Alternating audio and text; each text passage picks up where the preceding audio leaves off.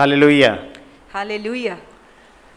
ഏകദേശം 2 മാസത്തിനു മുമ്പ് ഈ സഭയുടെ മൂപ്പന്മാരും ശുശ്രൂഷകന്മാരും എൽഡേഴ്സ് ആൻഡ് ഡീക്കൺസ് ഒരു അര ദിവസത്തേക്ക് കുറച്ച് സമയം മാറ്റിവെച്ച് ദൈവത്തോട് ദൈവം എന്താണ് നമ്മളോട് സംസാരിക്കുന്നത്, സഭയോട് എന്താണ് സംസാരിക്കുന്നതെന്ന് അത് ദൈവത്തിൽ നിന്നറിയാൻ വേണ്ടി സമയം മാറ്റിവെച്ചു.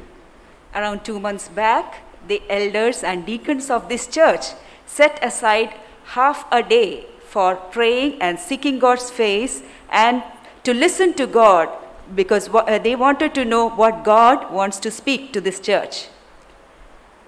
സത്യം പറഞ്ഞാൽ അന്ന് എനിക്ക് കാര്യമായിട്ടൊന്നും തന്നെ ദൈവം നന്നായിട്ട് തോന്നിയില്ല. പക്ഷെ ഒരൊറ്റ കാര്യം മാത്രമേ എൻ്റെ മനസ്സിൽ വന്നുള്ളൂ. To be honest, I didn't feel as if God was speaking something, but just one point came to my mind. വിഗ്രഹാരാധന, Idolatry. എന്നിട്ട് അന്ന് എൻ്റെ മനസ്സിൽ എസെക്കിയേൽ 8-ാം അധ്യായം അതെൻ്റെ മനസ്സിൽ വന്നു. And Ezekiel chapter 8 came to my mind during that time. അപ്പോൾ എല്ലാ ലീഡേഴ്സും ഒന്നിച്ച് വന്ന് ഓരോരുത്തരും അവരുടെ മനസ്സിൽ എന്തോ ദൈവം തന്നേന്ന് പറഞ്ഞു. And after that time of prayer, all the leaders came together to discuss what God had spoken to each one of them. അപ്പം ഞാൻ ഞെട്ടിപ്പോയി. വേറൊരു ലീഡറും കൂടെ പറഞ്ഞു ഇതേ വാക്ക്, അതായത് ഈ അധ്യായമല്ല, വിഗ്രഹാരാധന അദ്ദേഹത്തിൻ്റെ മനസ്സിലും വന്നു. And as we were discussing, one of the other leaders also mentioned the same thing about idolatry. And I was shocked to hear that. എന്നാൽ എൻ്റെ മനസ്സിൽ ഞാൻ വെയിറ്റ് ചെയ്തു. ഞാൻ വിചാരിച്ചു ദൈവത്തിൽ നിന്ന് തന്നെയാണോ അതോ ഞാൻ എൻ്റെ മനസ്സിലുള്ള ഏതാണ്ടൊക്കെ അങ്ങ് ഉണ്ടാക്കുവാണോ.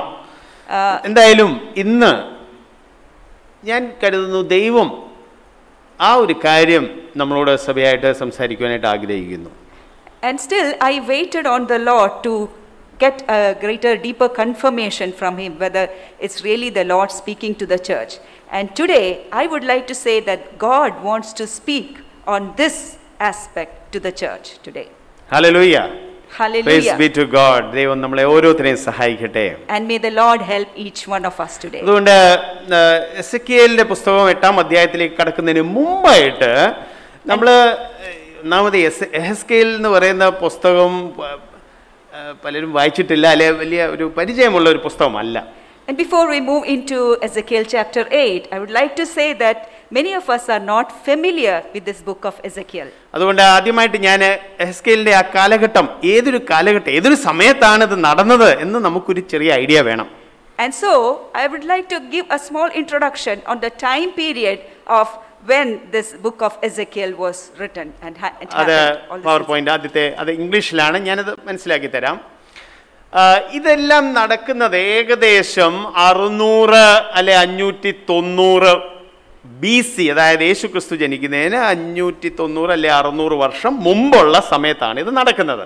So the time period when all these incidents mentioned in the book of Ezekiel is taking place is around 600 to 590 BC.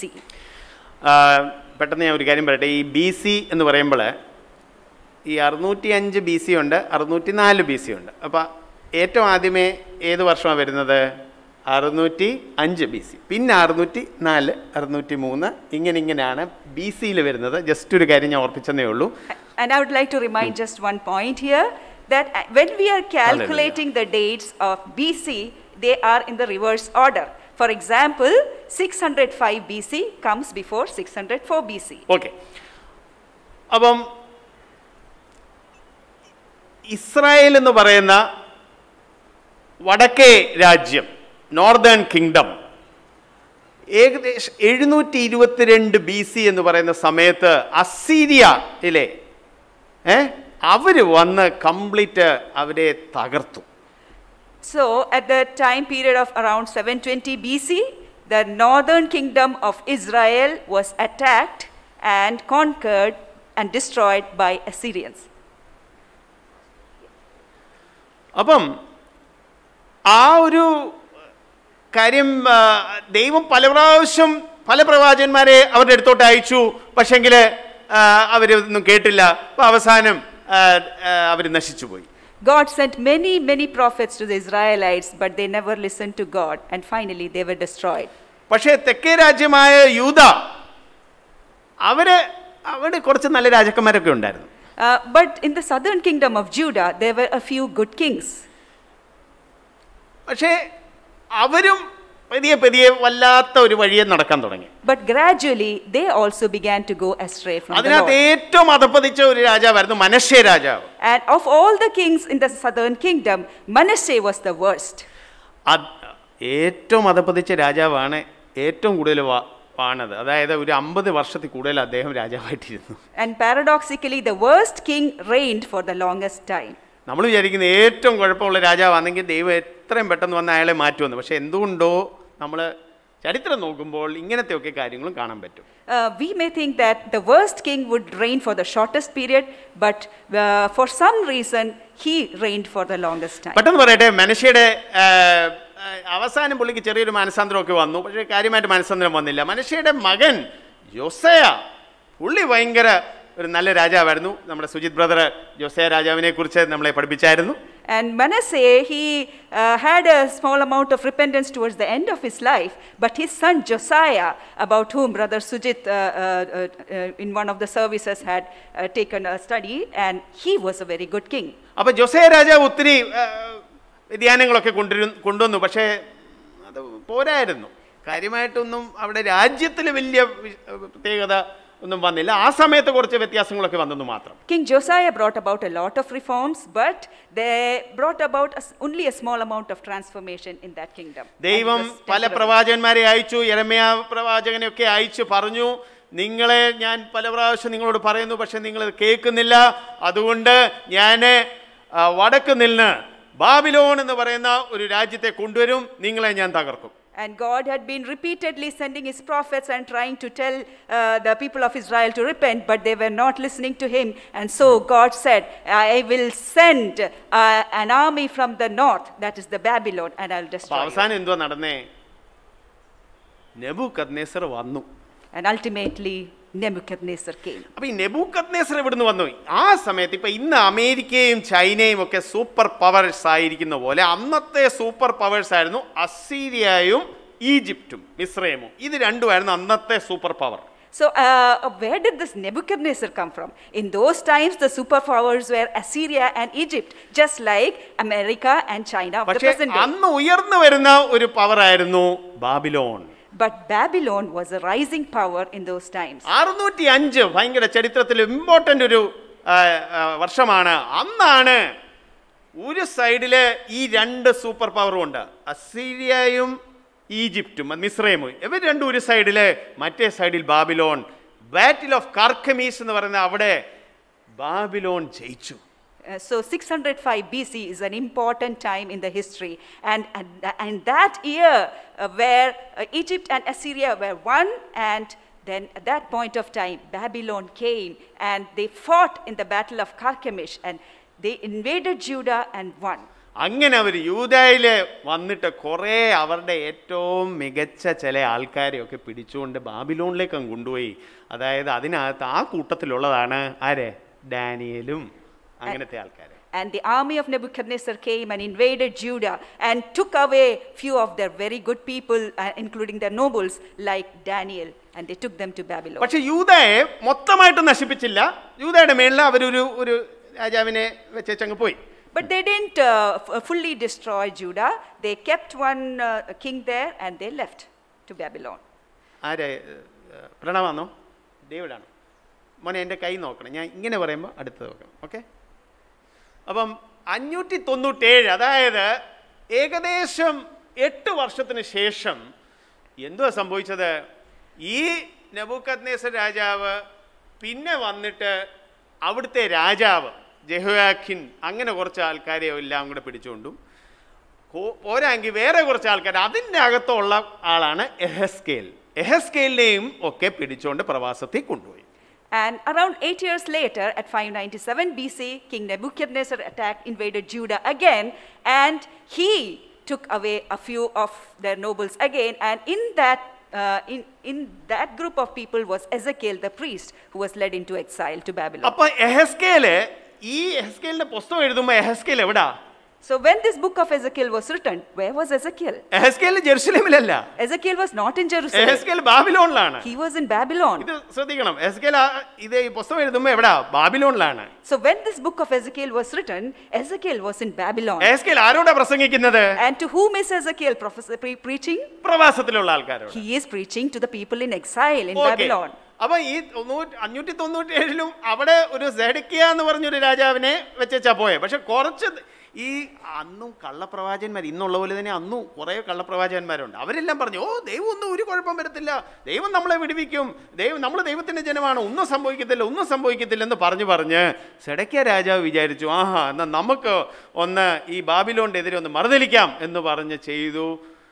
Nebuchadnezzar രാജാവ് അവസാനം വന്ന് കംപ്ലീറ്റ്, അതാണ് 586. 586. So King Zedekiah was reigning over Judah at that time, and there were a lot of false prophets who kept on saying nothing is going to happen, God is with us. And listening to all this, King Zedekiah decided to rebel against Nebuchadnezzar, and he went against Nebuchadnezzar in war. And King Nebuchadnezzar finally destroyed everybody in 586 BC. അപ്പം അന്നാണ് യെരുശലേമിനെ complete നശിപ്പിച്ചു. യെരുശലേം ദേവാലയത്തെ complete നശിപ്പിച്ചു. And that year the Jerusalem was totally destroyed. The temple was totally destroyed. ഈ 586 ഏകദേശം 7 വർഷം മുമ്പാണ് actually ഈ സമയത്താണ് എഹെസ്കേലിനെ ദൈവം പ്രവാചകനായിട്ട് വിളിച്ചത്. And around 7 years before this 586 BC, that's in 593 BC, that was the time when God called Ezekiel to be a prophet. ഈ date ഒക്കെ ഞാൻ തരുന്നത് നിങ്ങൾ കാണാതെ പഠിക്കാൻ വേണ്ടിയല്ല, പക്ഷെ ഒരു ഐഡിയ കിട്ടാൻ വേണ്ടി. എഹെസ്കേൽ എവിടെയായിരുന്നു? ഇതിൻ്റെ ഇടയ്ക്കാണ് എഹെസ്കേൽ നിൽക്കുന്നത്. അപ്പോൾ എഹെസ്കേൽ നിൽക്കുമ്പോൾ യെരുശലേം, ഇപ്പം നമ്മൾ ഈ വായിക്കാൻ പോകുന്ന അധ്യായത്തിൽ യെരുശലേം പൂർണ്ണമായിട്ടും നശിച്ചിട്ടില്ല. ഇത് കഴിഞ്ഞിട്ട് ഏകദേശം ഒരു 6-7 വർഷം കഴിഞ്ഞിട്ടാണ് യെരുശലേം പൂർണ്ണമായിട്ടും നശിക്കുന്നത്. എഹെസ്കേൽ എവിടാണ്? ബാബിലോണിലാണ്. എഹെസ്കേൽ ആരോടാണ് സംസാരിക്കുന്നത്? ഈ പ്രവാസത്തിലുള്ള യെരുശലേം നിവാസികളോട്. എന്ന് വെച്ചാൽ യെരുശലേം നിവാസികളെ അവർ പ്രവാസത്തിൽ കൊണ്ടുപോയി അവരോടാണ് സംസാരിക്കുന്നത്. So I am giving you all these dates just so that you get an idea of the happenings which are taking place in that time period. When the book of Ezekiel was written, Jerusalem was not fully destroyed, the temple was not fully destroyed, and later God commissions Ezekiel as a prophet, and he is speaking to the people who are exiled in Babylon. ഇനി നമുക്ക് എഹെസ്കേൽ 8-ാം അധ്യായത്തിലേക്ക് കടക്കാം. And now let's go to Ezekiel chapter 8. Sister Anitha ഓരോ words വായിക്കണം. ഇടയ്ക്കിടയ്ക്ക് ഞാൻ നിർത്തും, ഞാൻ ചില കാര്യത്തിൻ്റെ അർത്ഥം പറഞ്ഞു തരും. ആദ്യം നമ്മൾ ഈ അധ്യായം വായിച്ചിട്ട് ചില കാര്യം ഞാൻ മനസ്സിലാക്കി തരും. അതിനുശേഷം ഇതിൽ കൂടി ദൈവം ഇന്ന് നമ്മളോട് എന്ത് സംസാരിക്കുന്നു എന്ന് ഞാൻ പറയാം. അതിനുശേഷം ഇന്നത്തെ പ്രസംഗം കഴിയും. Okay? Sister Anita would be reading from the book of Ezekiel chapter 8, and I would be explaining a few things from that. And after that, we will I will encourage you to think what God is speaking to our own lives. 8:1 6-ാം ആണ്ട് 6-ാം മാസം 5-ാം തീയതി ഞാൻ വീട്ടിലിരിക്കുകയും യഹൂദ മൂപ്പന്മാർ എൻ്റെ മുൻപിൽ ഇരിക്കുകയും ചെയ്തപ്പോൾ അവിടെ യഹോവയായ കർത്താവിൻ്റെ കൈ എൻ്റെ മേൽ വന്നു. ഓക്കെ, വളരെ വ്യക്തമായിട്ടൊരു ഡേറ്റും ടൈമും സമയം പറഞ്ഞിട്ടുണ്ട്. ആ സമയത്താണ് ദൈവം എഹെസ്കേലിനോട് ഇങ്ങനെ സംസാരിക്കുന്നത്. Ezekiel chapter 8 verse 1, the date and the time is very clearly mentioned here, and at that point of time God is speaking to Ezekiel. ഇത് ഓഫ് ചെയ്യണ്ട, അടുത്ത. അപ്പോൾ ഞാൻ മനുഷ്യ സാദൃശ്യത്തിൽ ഒരു രൂപം കണ്ടു. അവൻ്റെ അര മുതൽ കീഴോട്ട് തീ പോലെയും അര മുതൽ മേലോട്ട് ശുക്ല സ്വർണത്തിൻ്റെ പ്രഭ പോലെയും ആയിരുന്നു.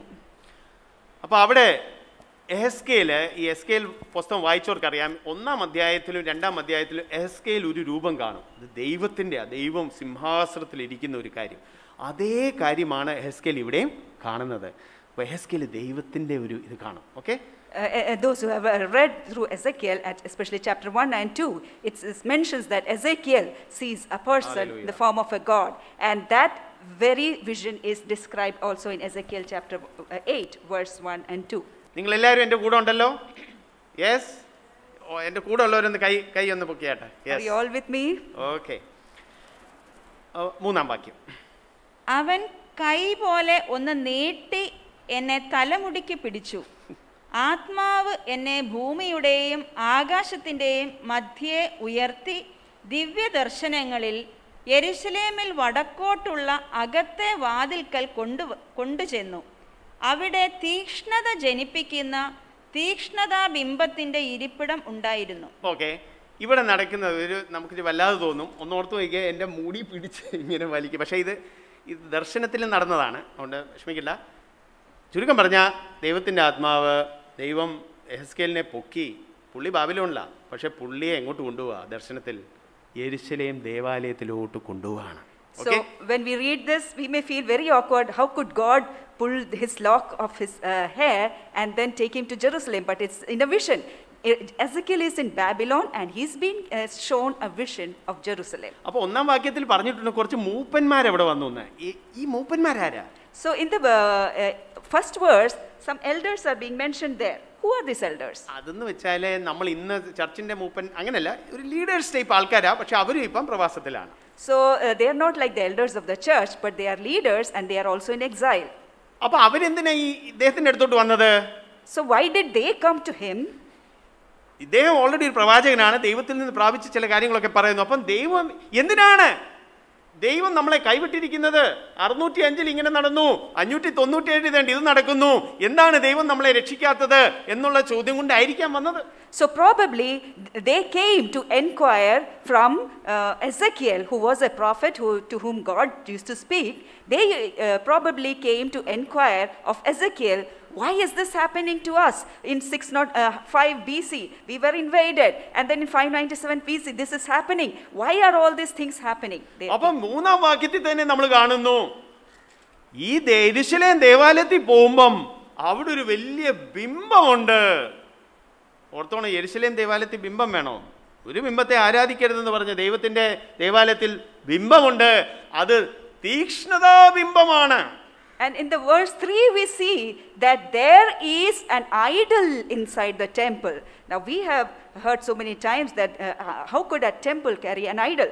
But here it's mentioned very clearly, there was a seat of the idol of jealousy located തീക്ഷ്ണതാ ബിംബം എന്ന് പറഞ്ഞാൽ ബിംബത്തിന്റെ പേര് തീക്ഷ്ണത എന്നല്ലായിരുന്നു. So idol of jealousy doesn't mean that the name of that idol was jealousy.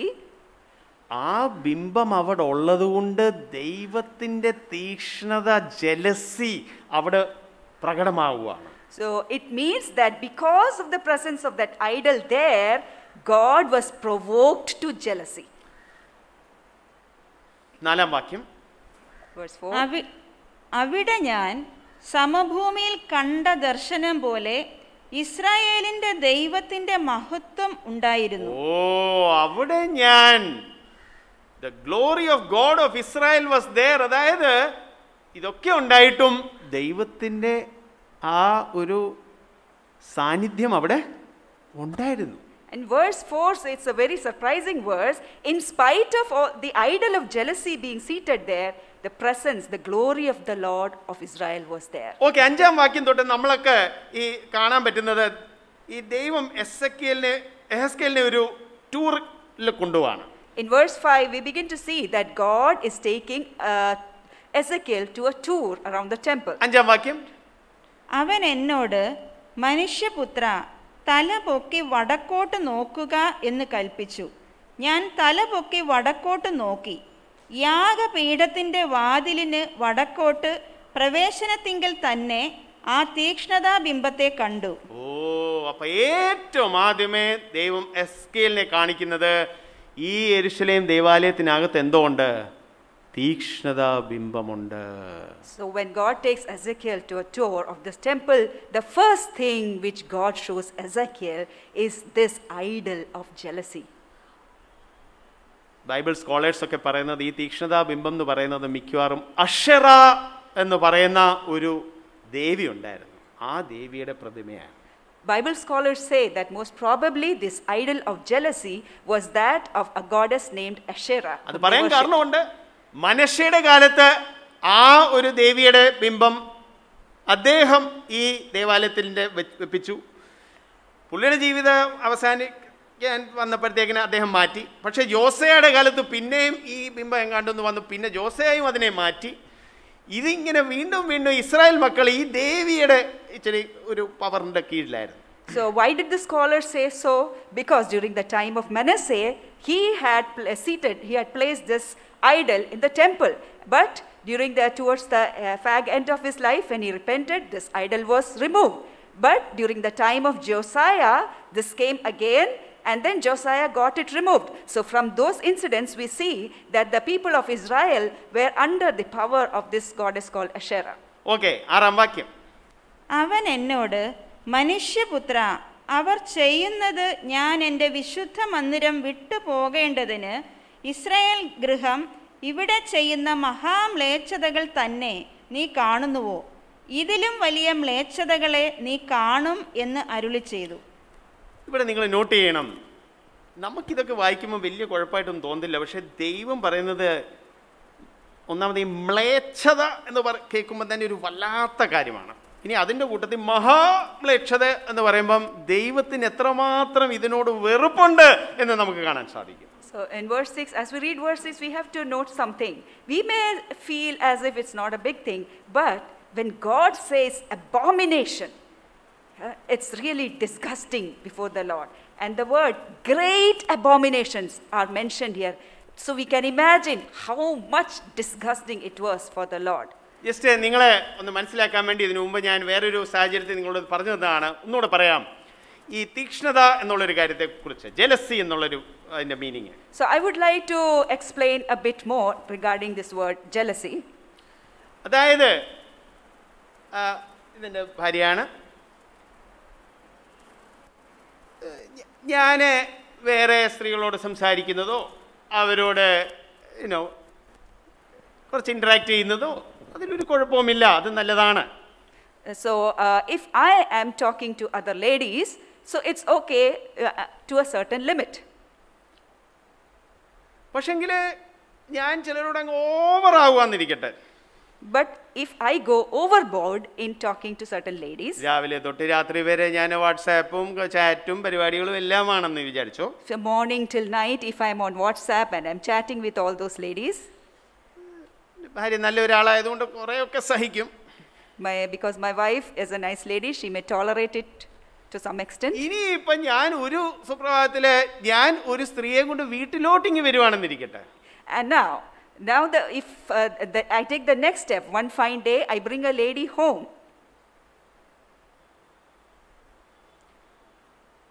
ഏകദേശം ദൈവം എങ്ങനെയാ പറയുന്നത്, നിങ്ങൾ വേറെ ഒരാളെ കൊണ്ടുവന്നു, ഇനി ഞാൻ ഇവിടെ എങ്ങനെ നിൽക്കും? So God is saying something akin to that. God is saying, see, you have brought someone else into this temple, so how can I dwell here now? 7-ാം വാക്യം. Verse 7. 7, 8, 9 വായിച്ചാട്ട് ഒന്നിച്ച്. Let's read verse 7, 8 and 9. അവൻ എന്നെ പ്രാകാരത്തിൻ്റെ വാതിൽക്കൽ കൊണ്ടുപോയി. ഞാൻ നോക്കിയപ്പോൾ ചുവരിൽ ഒരു ദ്വാരം കണ്ടു. അവൻ എന്നോട്, മനുഷ്യപുത്ര, ചുവർ കുത്തി തുരക്കുക എന്ന് പറഞ്ഞു. ഞാൻ ചുവർ കുത്തി തുറന്നാറെ ഒരു വാതിൽ കണ്ടു. അവൻ എന്നോട്, അകത്ത് ചെന്ന് അവർ ഇവിടെ ചെയ്യുന്ന വല്ലാത്ത മ്ലേച്ഛതകളെ നോക്കുക എന്ന് കൽപ്പിച്ചു. അപ്പം ഇവിടെ ഒരു കാര്യം മനസ്സിലാക്കണം, ഇവർ ഏതാണ്ടൊക്കെ മുറിക്കകത്തൊക്കെ ഇരുന്ന ഈ പരിപാടി ചെയ്യുന്നത്. അപ്പം എല്ലാവരും അങ്ങ് കാണുന്നില്ല ഇത്. ഇവൻ പ്രവാചകനെ ഏതാണ്ടൊക്കെ കുത്തി ഇതിനകത്തു നിന്നൊക്കെ കാണിക്കുക, ഒബ്വിയസ് അല്ല. So we must understand that all these abominations were committed in closed spaces. So God, the Spirit of God, is taking Ezekiel through a hole in the wall and showing all these scenes. 10-ാം വാക്യം. അവരെന്തുവായിരുന്നു ചെയ്യുന്നത്? What were they doing? Verse 10. അങ്ങനെ ഞാൻ അകത്ത് ചെന്നു വെറുപ്പായുള്ള ഓരോ തരം ഇഴജാതികളെയും മൃഗങ്ങളെയും Israel ഗൃഹത്തിൻ്റെ സകല വിഗ്രഹങ്ങളെയും ചുറ്റും ചുവരിന്മേൽ വരച്ചിരിക്കുന്നത് കണ്ടു. ഏറ്റവും ആദ്യത്തെ കൽപ്പന ദൈവം കൊടുത്തത് എന്തുവാ? ഞാൻ കൂടാതെ നിങ്ങൾക്ക് വേറെ ഒരു ദൈവവും ഉണ്ടാകരുത്. രണ്ടാമത്തെ കൽപ്പന എന്തുവാ? നിങ്ങൾ ഒരു ഇതിൻ്റെയും വിഗ്രഹം ഉണ്ടാക്കരുത്, അതിനെ നിങ്ങൾ ആരാധിക്കരുത്, സേവിക്കരുത്. What were the first and the second commandments that God gave to Israel? You shall have no other God besides me. And the second commandment was, you shall not make any graven image of me. വല്ലാത്ത ഇതെല്ലാം കൂടെ ഇവർ ആരാധിക്കുകയാണ്. And here we see that they were doing all these detestable things, all these wicked abominations, and worshipping these idols. 11-ാം വാക്യം. Verse 11. അവയുടെ മുൻപിൽ Israel ഗൃഹത്തിൻ്റെ മൂപ്പന്മാരിൽ 70 പേരും ശാഫാന്റെ മകനായ യയസന്യാവ് അവരുടെ നടുവിലും ഓരോരുത്തൻ കയ്യിൽ ധൂപകലശം പിടിച്ചുകൊണ്ട് നിന്നു. ധൂപമേഘത്തിൻ്റെ വാസന പൊങ്ങിക്കൊണ്ടിരുന്നു.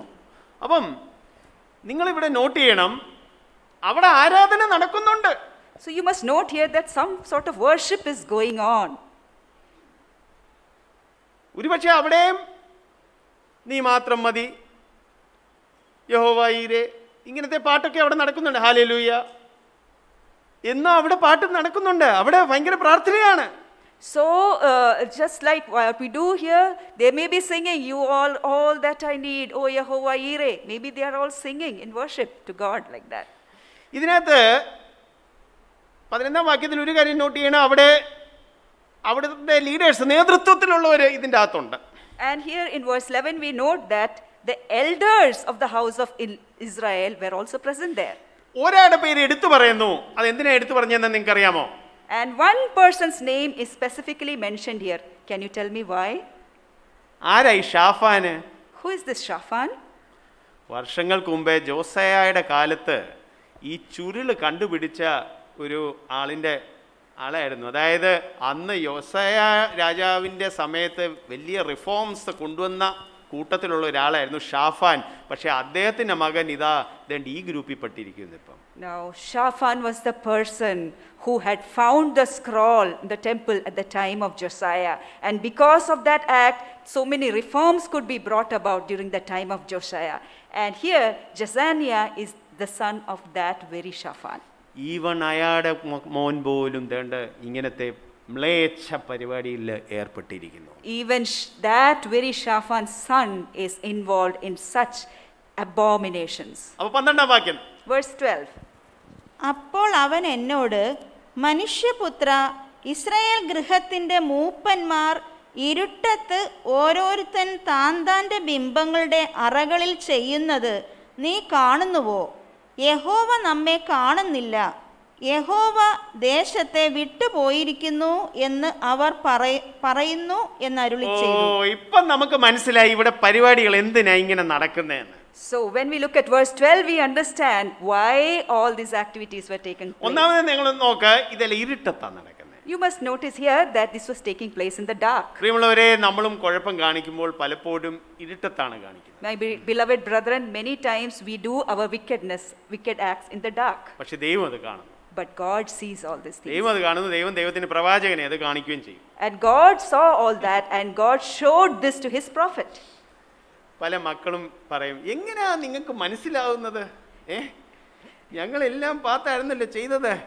Many times children tell their parents, how did you come to know that we did that? We thought we were doing it in where nobody was seeing it. ദൈവം കാണുന്നുണ്ട്, ദൈവത്തിന്റെ ആൾക്കാരെ കാണിക്കുകയും ചെയ്യും. എപ്പോഴും അല്ല, പക്ഷെ ആവശ്യമുള്ളപ്പോൾ. So when it is necessary, God who already sees everything will show it to his prophets. അത് മാത്രമല്ല, ഇവിടെ നമുക്ക് മനസ്സിലായി അവർ ഇത്രയും മ്ലേച്ഛത കാണിക്കാൻ കാരണം എന്താണ്. And not just that, here we come to know why they were involved in so much of wicked abominations. നമ്മൾ യഹൂദ ആൾക്കാരെ സംബന്ധിച്ചിടത്തോളം 605 597 നടന്നതെന്ന് വെച്ചാല് ദൈവം എന്തിയേ, ദൈവം ഉണ്ടെങ്കിൽ ഞങ്ങൾ ഇങ്ങനെ തോറ്റു പോവോ, ദൈവം ഞങ്ങളെ വിട്ടുകളഞ്ഞു എന്നാണ് അവർ മനസ്സിലാക്കിയത്. As far as the people of Judah were concerned, the period of 605 BC and 597 BC, when they were invaded by other nations, they said, is God seeing us? Is God with us? If God was with us, we would not have been defeated. അപ്പോൾ ഇങ്ങനെ tragedy അവർക്ക് വന്നപ്പോൾ അവർ പറഞ്ഞ ഇനിയിപ്പം പോട്ടെ, ഞങ്ങൾക്ക് ഇഷ്ടമുള്ളത് ഞങ്ങൾ ചെയ്യും. So when such tragedies came upon them, they said, okay, so we will do as we want. എന്തായാലും ദൈവവും ഞങ്ങളെ രക്ഷിക്കുന്നില്ല, അപ്പം ഞങ്ങൾ ഇനി വേറെ വഴി നോക്കാം. Okay, God is not saving us anyway, so let's try to find out other ways. figure out other ways. അക്ഷറയോട് ചോദിക്കാം. Let's ask Ashera. ഇങ്ങനെയല്ലേ നമ്മുടെ ഒക്കെ ജീവിതത്തിലും? Now, isn't that what we also do in our own lives? ചിലപ്പം പെട്ടെന്നായിരിക്കും നമ്മുടെ ജീവിതത്തിൽ ഒരു tragedy വരുന്നത്, ദുരന്തം വരുന്നത്. Some type of tragedy comes into our lives all of a sudden. ആരെങ്കിലും നമ്മുടെ അടുത്ത ആൾ മരിച്ചു പോകും. Some near person, a relative, അല്ലെ സാമ്പത്തിക തകർച്ച വരും. or we face a financial, loss. അപ്പം കുറച്ച് കഴിയുമ്പോൾ നമ്മൾ വിചാരിക്കുന്നത്, ആഹാ, ഇത് ദൈവം നമ്മുടെ കൂടുന്നും ഇല്ല, ദൈവം നമ്മളെ ഒന്നും കാണുന്നില്ല, എന്നാ ഇനി ഞാൻ എൻ്റെ ഇഷ്ടം പോലെ ഞാൻ ജീവിക്കും. And when we begin to face such tragedies one after the other, we come to a conclusion and we begin to say, okay, anyway, God is not seeing our problems, God is not with us, so let's figure out life our own way. പക്ഷേ നിങ്ങൾ ഇതിനു മുമ്പ് വായിച്ചു, ദൈവത്തിന്റെ സാന്നിധ്യം അവിടെ ഉണ്ടായിരുന്നു. But we read it here earlier that the presence of God was there. ദൈവം അവരെ കൈവിട്ടില്ലായിരുന്നു. God had not abandoned them. പക്ഷേ ആൾക്കാർ പറയുന്നത് ദൈവം കൈവിട്ടു, അതുകൊണ്ട് ഞങ്ങൾ ഇനി ഇഷ്ടമുള്ള പോലെ ഞങ്ങൾ അന്യ ദൈവങ്ങളെ എല്ലാം ആരാധിക്കും. But the people were saying, oh, God has abandoned us, so let's figure out a life in the way we want and we will worship the other gods. ഇനി 13ഉം 14ഉം വായിച്ചു. Let's read verse 13 and 14. അവർ ഇതിലും വലിയ മ്ലേച്ഛതകളെ ചെയ്യുന്നത് നീ കാണും എന്ന് അവൻ എന്നോട് അരുളി ചെയ്തു.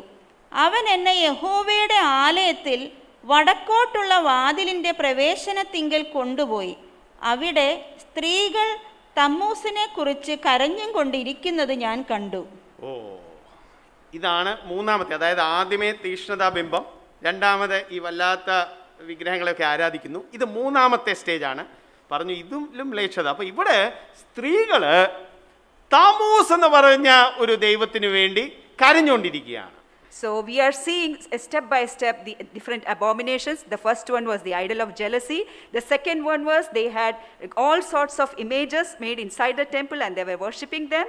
And the third was this weeping in front of a goddess called Tammuz. ഈ താമൂസ് ആരാ? താമൂസ് ഒരു മെസപ്പൊട്ടേമിയൻ ദൈവമാണ്. Tammuz, who is this Tammuz? Tammuz is a Mesopotamian goddess, god. താമൂസ് ഓട്ടം, അതായത് ഈ റെയിനി സീസൺ, ആ സമയത്ത് മരിക്കും. അത് കഴിഞ്ഞിട്ട് സ്പ്രിംഗ് സീസൺ മലയാളത്തിൽ എന്താ പറയുന്നത്, ഒരു ഈ മാർച്ച് ഏപ്രിലൊക്കെ ആകുമ്പോഴത്തേക്കിന് വസന്തകാലം, ആ സമയത്ത് താമൂസ് അങ്ങ് ജീവൻ ലഭിക്കും. So according to the beliefs, they believed that Tammuz would die at the time of autumn and then come back to life again during spring. അപ്പോൾ ഈ താമൂസ് ആണ് actually fertility God. So Tammuz is this fertility god whom they worship. ഇസ്രായേലിന്റെ ആൾക്കാരെല്ലാം കൃഷിക്കാരാണ്. അപ്പോൾ കൃഷിയുടെ വിളവ് അതിൻ്റെയൊക്കെ ദൈവമാണ് ഈ താമൂസ്. So Israelites, they all were growing crops, they were agriculturists, and Tammuz was the god of fertility. അപ്പം ഈ ഓഗസ്റ്റ് സെപ്റ്റംബർ മാസം ആ സമയത്തൊക്കെ വരുമ്പോൾ ഇവര് കരയും, അയ്യോ താമൂസ് മരിച്ചേ, അയ്യോ. അപ്പോൾ അത് കഴിഞ്ഞിട്ട് മാർച്ച് ഏപ്രിൽ ആകുമ്പോൾ ഇവരെല്ലാം സന്തോഷിക്കും, ഓ താമൂസ് വന്നു, ഇനി ഞങ്ങൾക്ക് വിളവ് കിട്ടും, ഇങ്ങനെ പറഞ്ഞ് അവർ സന്തോഷിക്കും. So during the month of August and September, these people would start weeping and say, oh, Tammuz has died, Tammuz has died. But during the months of March and April, they would start rejoicing and say, oh, Tammuz has come back to life, so now we will get a good harvest. നിങ്ങൾ ചിലരെങ്കിലും വിചാരിക്കുന്നുണ്ടായിരിക്കും ഇതെന്തൊരു തമാശയാണ്, എന്തൊരു ഇവർ കരയുക. Now some of you may be thinking, this is so ridiculous. What is this? They are weeping over Tammuz. പക്ഷേ അപ്പോൾ എല്ലാ വർഷവും ഈ താമൂസ് മരിക്കും, പിന്നെ ജീവൻ കിട്ടും. So every year this would happen, that Tammuz would die and then he would come back to life. ഇതെന്തൊരു തമാശയാ? Oh, how funny this is. പക്ഷേ നമ്മൾ മലയാളികൾക്ക് ഇത് തമാശയായിട്ട് തോന്നേണ്ട കാര്യമില്ല. But we Malayalis need not find it ridiculous. എന്താന്ന് വെച്ചാൽ നമ്മൾ മലയാളികളും എല്ലാ വർഷവും ഒരാൾ ചവിട്ടി ഒരാൾ മരിക്കും, പിന്നെ അയാൾ നമ്മുടെയൊക്കെ വീട്ടിൽ കയറി വരും ഓണക്കാലത്ത്, പിന്നെ അടുത്ത വർഷം അയാൾ പിന്നെയും കയറി വരും. അപ്പോൾ നമുക്ക് ഇത് ചിരിക്കേണ്ട കാര്യമില്ല. നമ്മളും ആ ദിവസം സെറ്റ് സാരിയൊക്കെ എടുത്ത് നല്ല പൂക്കളൊക്കെ വരച്ച് നമ്മളും പലരെ വിളിക്കുന്നുണ്ട്. But we Malayalis need not find this incident ridiculous, because in our culture as well, we have this person who is pushed to the Hades, to Padalam every year, and then during the time of Onam, he comes back to our homes and we celebrate it, don't we? അത് മാത്രമല്ല, ഈ തമൂസിൻ്റെ സമയത്ത് വേറെ ഒരു കാര്യമുണ്ട്. ഇവരെല്ലാം ഈ വിളവിൻ്റെ കാര്യത്തിലുള്ളതുകൊണ്ട്, ഇപ്പം ഞാനും ശാന്തി ആ സമയത്തുള്ള ആൾക്കാരാണെന്ന് വിചാരിച്ചു. ഞാനൊരു കൃഷിക്കാരനാണ്. അപ്പോൾ ഈ ഉത്സവം നടക്കുമ്പം ഞാനും ശാന്തിയും കൂടെ അവിടുത്തെ ഈ തമൂസിൻ്റെ ഒക്കെ ദേവാലയത്തിൽ പോയിട്ട്, ഞാൻ അവിടെയുള്ള ആ ദേവാലയത്തിലുള്ള കുറച്ച് സ്ത്രീകളുമായിട്ട് ലൈംഗിക ബന്ധവും, ശാന്തി അവിടെയുള്ള ചില പുരുഷന്മാരുമായിട്ട് ലൈംഗിക ബന്ധവും, ഇതെല്ലാം പുലർത്തിയിട്ട്, അതിൻ്റെ കാരണം എന്ന് വെച്ചാൽ ഞങ്ങളുടെ ആ കൃഷിയിലെ കാര്യങ്ങൾ നല്ലതാകാൻ വേണ്ടി ഇങ്ങനത്തെ പരിപാടികളും ഇതിൻ്റെ പിന്നിൽ നടക്കുന്നുണ്ട്. And something else used to happen regarding this Tammuz. During those times, a weird culture used to take place. For example, if both of us were living in those times, and we are farmers, we are agriculturists, and so during the time of harvest, in order to get a good harvest, what we would do is, my husband would go to the temple of Tammuz and commit sexual immorality with some woman there, and I would go to the temple of Tammuz and commit sexual immorality with a man there, so that the Tammuz god will be, who is the god of fertility, will be pleased, and we will get a good harvest. ഇന്ന് രാവിലെ message കഴിഞ്ഞിട്ട് pastor Jeffy പറയായിരുന്നു, actually നമ്മുടെ ഭാരതത്തിൽ നോക്കിയാൽ ഇപ്പോഴും ഏറ്റവും കൂടുതൽ ഫെസ്റ്റിവൽ ഏതാ?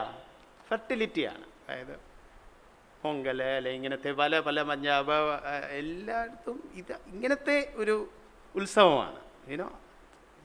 ആ ദൈവം നമ്മളെ സഹായിക്കണം. So after my first message in English service, Pastor Jeffy was mentioning that looking at our Indian culture, the festival which is most celebrated all over India is the festival of harvest, and it's celebrated in different forms, so that, the fertility gods are appeased. ഇനി 15-ാം വാക്യം 15-ഉം 16-ഉം വായിച്ചിട്ട് പെട്ടെന്ന്. Let's look into verse 15 and 16. അവൻ എന്നോട്, മനുഷ്യപുത്ര, നീ കാണുന്നുവോ? ഇതിലും വലിയ മ്ലേച്ഛതകളെ ഇനിയും കാണും എന്ന് അരുളി ചെയ്തു. അവൻ എന്നെ യഹോവയുടെ ആലയത്തിൻ്റെ അകത്തെ പ്രാകാരത്തിൽ കൊണ്ടുപോയി. യഹോവയുടെ മന്ദിരത്തിൻ്റെ വാതിൽക്കൽ മണ്ഡപത്തിനും യാഗപീഠത്തിനും നടുവേ ഏകദേശം 25 പുരുഷന്മാർ തങ്ങളുടെ മുതുക് യഹോവയുടെ മന്ദിരത്തിൻ്റെ നേരെയും മുഖം കിഴക്കോട്ടും തിരിച്ചുകൊണ്ട് നിന്നിരുന്നു. അവർ കിഴക്കോട്ട് നോക്കി സൂര്യനെ നമസ്കരിക്കുകയായിരുന്നു. സൂര്യനെ ഉണ്ടാക്കിയവനെ നമസ്കരിക്കേണ്ട ആൾക്കാര്, അയ്യോ കഷ്ടം, ഇവിടെ സൂര്യനെ നമസ്കരിക്കുന്നു. The people who should have prostrated and worshipped the God who made the sun are sadly prostrating themselves towards the sun. സൃഷ്ടിതാവിനെ ആരാധിക്കേണ്ടതിന് പകരം ഇതാ സൃഷ്ടിയെ ആൾക്കാര് അതിനു മുമ്പാകെ വണങ്ങുന്നു. Instead of worshipping the Creator, sadly we see here people worshipping the creation. ദൈവം പറയുന്നു, എൻ്റെ കോപം ഇവരുടെ മേലുണ്ട്. And God is saying that my wrath is against them. 9:1 പറയുന്നു, ദൈവം കുറച്ച് ആൾക്കാരെ, ദൈവത്തിൻ്റെ ആൾക്കാരെ വിളിച്ചിട്ട് പറയുവാണ്, നിങ്ങൾ ആയുധം എടുത്തിട്ട് പോ. 9:1. In Ezekiel chapter 9 verse 1, God calls a few people and says, take up your weapons and go. നഗരത്തിൻ്റെ സന്ദർശനങ്ങളെ അവരെ വിളിച്ചിട്ട് ഓരോത്തിനും നാശകരമായ ആയുധം കയ്യിൽ എടുത്തുകൊട്ടെ എന്ന് കൽപ്പിച്ചു. And he's saying, draw near, O executioners of the city, each with his destroying weapon in his hand. എന്നാൽ ഈ ഇത്രയും മ്ലേച്ഛതകൾ നടക്കുമ്പോൾ യെരുശലേമിലെ എല്ലാവരും കുഴപ്പക്കാരല്ലായിരുന്നു. So in spite of so many wicked abominations taking place, all the people in Jerusalem were not following so. കുറച്ച് പേര് വിശ്വസ്തയുള്ളവരുണ്ടായിരുന്നു. A small group of people were faithful. Hallelujah, ദൈവം അവരെ കാണുന്നുണ്ട്. Hallelujah, and God has been seeing them. ഇന്നും അങ്ങനെയുള്ളവരെ ദൈവം കാണുന്നുണ്ട്. And even today in our times, God sees such people. 9:4 വായിച്ചാട്ടെ. Let's read 9 verse 4. അവനോട് യഹോവ, നീ നഗരത്തിൻ്റെ നടുവിൽ യെരുശലേമിൻ്റെ നടുവിൽ കൂടി ചെന്ന് അതിൽ നടക്കുന്ന സകല മ്ലേച്ഛതകളും നിമിത്തം നെടുവീർപ്പിട്ട് കരയുന്ന പുരുഷന്മാരുടെ നെറ്റികളിൽ ഒരടയാളം ഇടുക എന്ന് കൽപ്പിച്ചു. ഓ, ദൈവത്തിനറിയാം ആരൊക്കെ നെടുവേർപ്പെട്ട് കരയുന്നു. അയ്യോ, ഇതൊക്കെ ഇങ്ങനെ സംഭവിക്കരുത്, ദൈവമേ എന്നെ ഇതിൽ നിന്ന് രക്ഷിക്കണമേ. അങ്ങനെയുള്ളവരുടെ നെറ്റിയിൽ ദൈവം ഒരു അടയാളം വെക്കും. Hallelujah. God knows and God sees the people who are sighing and groaning over all the abominations which are committed in the midst. And God is saying to put a mark on their foreheads. 9:6 എന്തുവാ ദൈവം പറയുന്നത്? What does God say in chapter 9 verse 6? വൃദ്ധന്മാരെയും യൗവനക്കാരെയും കന്യകമാരെയും പൈതങ്ങളെയും സ്ത്രീകളെയും കൊന്നുകളവിൻ. എന്നാൽ അടയാളമുള്ള ഒരുത്തനെയും തുടരുത്. എന്റെ വിശുദ്ധ മന്ദിരത്തിൽ തന്നെ തുടങ്ങുവിൻ എന്ന് കൽപ്പിച്ചു. മതി. അപ്പം നമുക്കറിയാം, നമ്മളെക്കാട്ടിലൊക്കെ മഹാദയും മഹാകരുണയുള്ള ആളല്ലേ ദൈവം.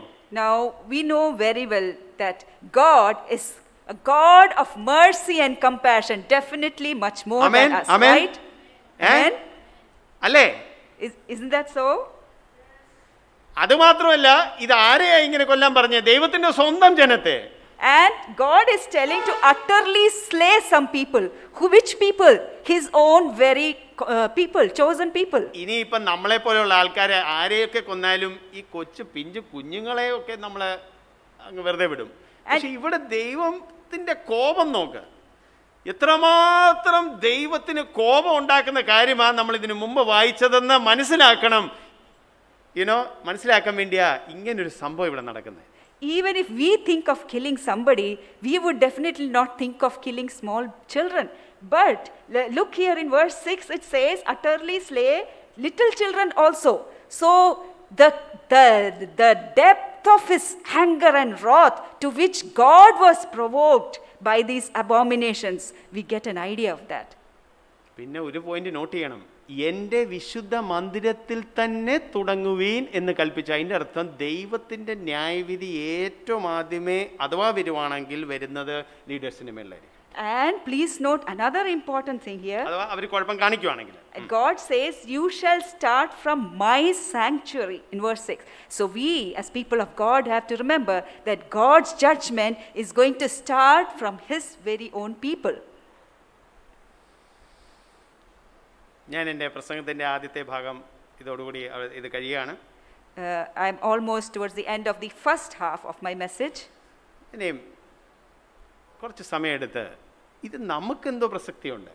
Now let's take some time to think about how this is relevant for us. നിങ്ങളിൽ കുറച്ച് പേരെങ്കിലും ചിന്തിക്കുന്നുണ്ട്, ഈ സുനിൽ ബ്രദർ എന്തായി ആരും ഒരുമാതിരി വായിക്കാത്ത ഒരു അധ്യായം എടുത്ത് ഞങ്ങളോട് ഇതൊക്കെ പറഞ്ഞു, ഇതുകൊണ്ട് ഞങ്ങൾ ഇങ്ങനൊന്നും ചെയ്യുന്നില്ലല്ലോ.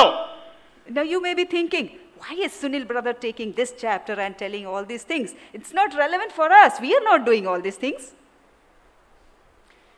എന്നാൽ ഒരു ചോദ്യം ഞാൻ നിങ്ങളോട് ചോദിക്കാം. But I would like to ask you one question. Yes, നിങ്ങൾ റെഡിയാണോ? Are you ready for that?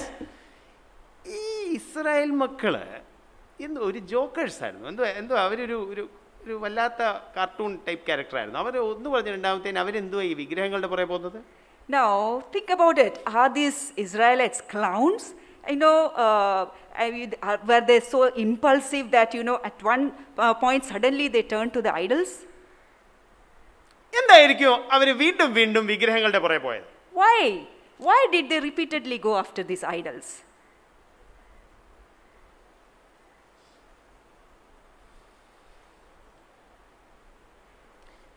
അവർക്ക് യഹോവയോട് തൃപ്തിയില്ലായിരുന്നു.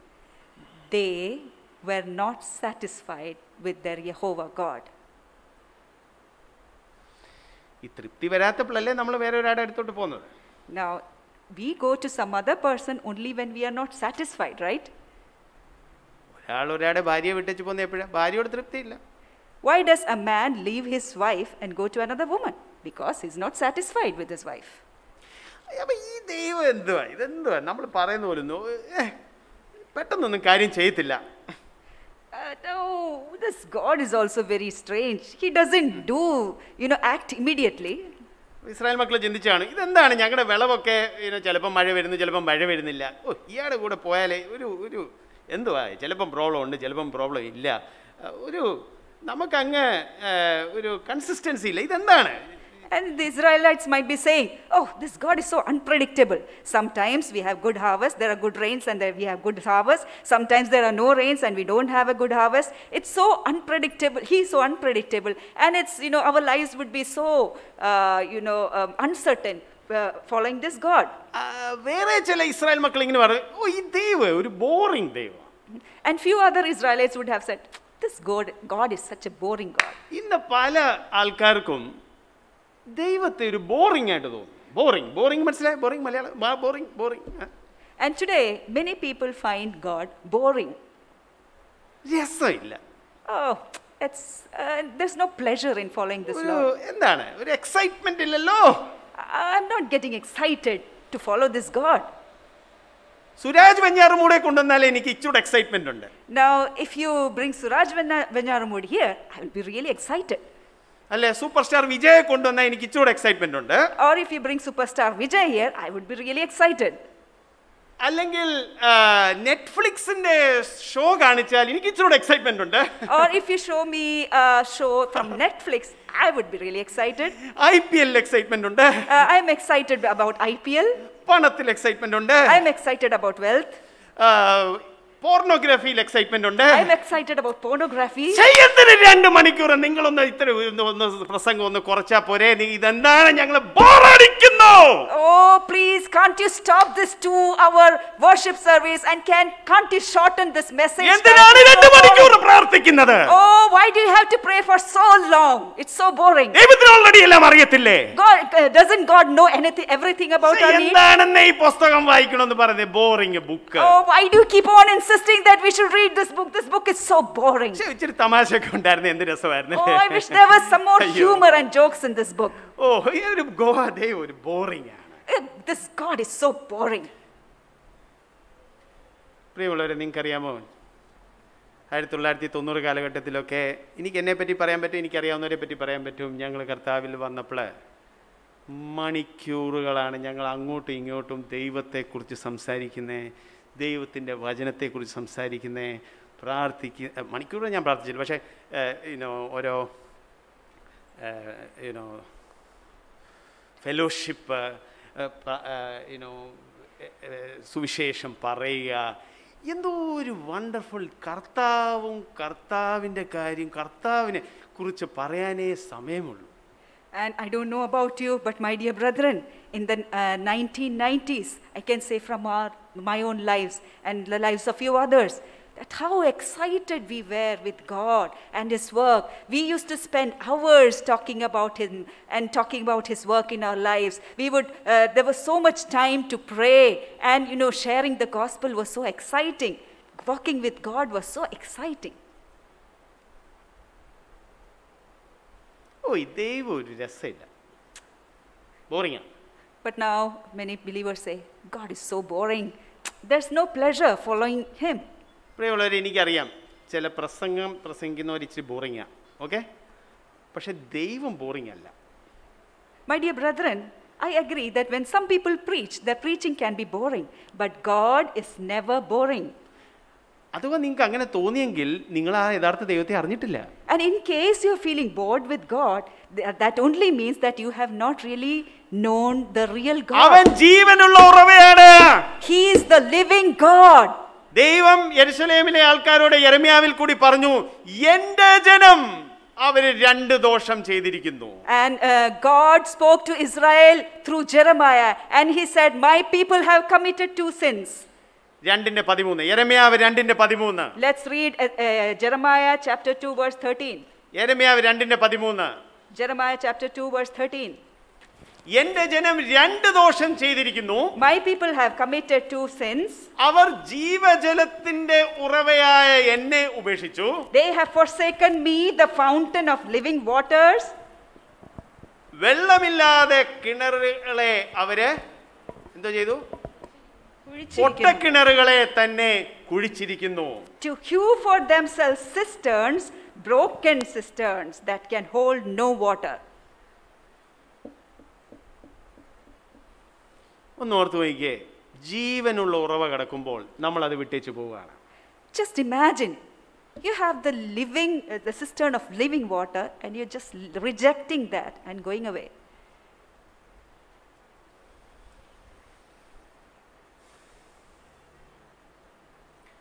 എന്താണ് ഒരു വിഗ്രഹം എന്ന് പറഞ്ഞാൽ?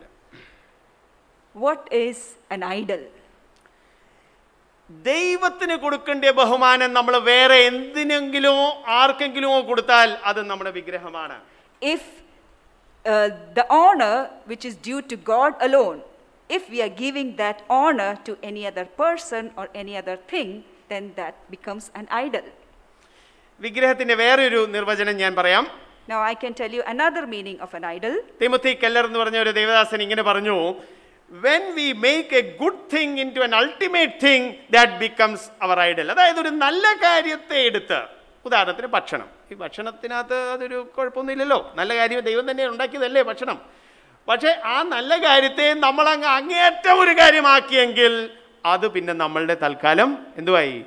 വിഗ്രഹമായി തീരും. So Timothy Keller gave another definition of an idol. When we make a good thing into the ultimate thing, then that is idolatry. For example, good food, that is good.